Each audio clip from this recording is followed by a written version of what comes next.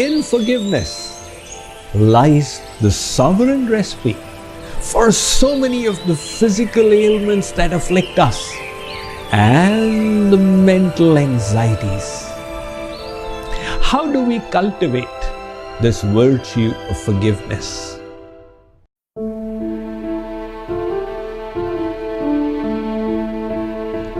Today, on the fourth day of this life transformation challenge, we will talk about the virtue of forgiveness. One woman came to me and said, Swamiji, I am always restless. My health is crumbling. When I sit in meditation, my mind is tremendously agitated. What is the solution?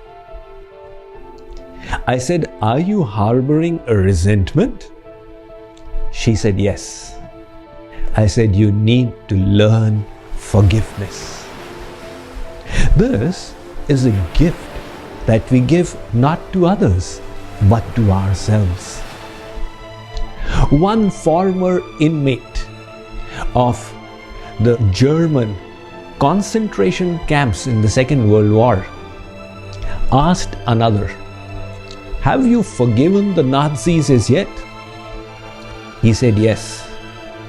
The first one said, I have not. The second said, in that case, they still have you in prison. This is the prison of resentment.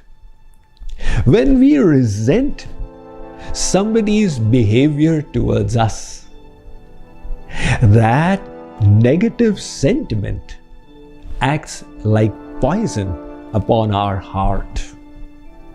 That is why it is said that resentment is like drinking poison and hoping the other person dies. This is the reason why all great spiritual teachers and religious traditions emphasized practicing forgiveness.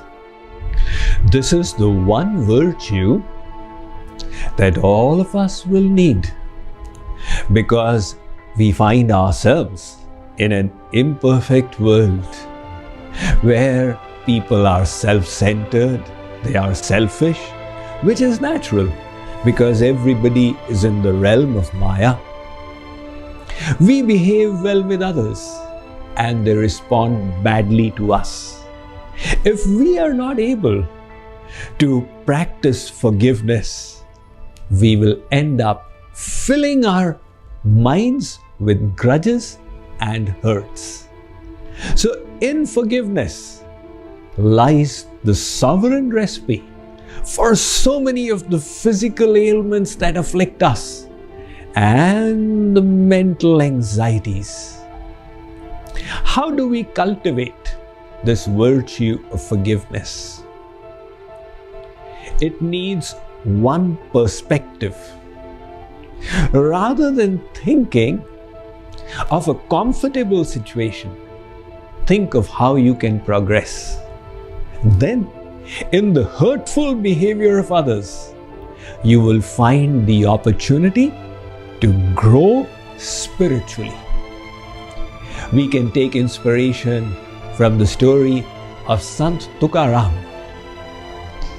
Sant Tukaram was a Grihastha saint. His wife had a terrible nature. One day there was nothing at home and he was sitting doing his bhajan when his wife burst upon him. What is the point in doing this, Rukmini Vitthal, Rukmini Vitthal? Go and sit at your shop and bring some rations home. Sant Tukaram went to his shop. He sold some items. With the money he purchased some goods. But on the way back home, he found beggars on the street and kept on giving away the rations to them. Until when he returned home, he only had one sugarcane stick. He handed it to his wife and said, "This is all I have today." The wife became so annoyed she took the stick and smashed it on his head. She must have hit him real hard because the sugarcane broke into two. Sant Tukaram was not disturbed. He said, we had to split it in any case. You take half and I'll take half. And he went into his puja room and prayed to the Lord. Oh Rukmini Vitthal, you are so kind. You have blessed me with such a wife that I can never become attached to mundane personalities. Now look, his perspective is spiritual growth. And that is why the ill behavior of others, he is seeing in them an opportunity for self-growth and self-unfoldment. Remember this piece of knowledge and try and implement it in your life.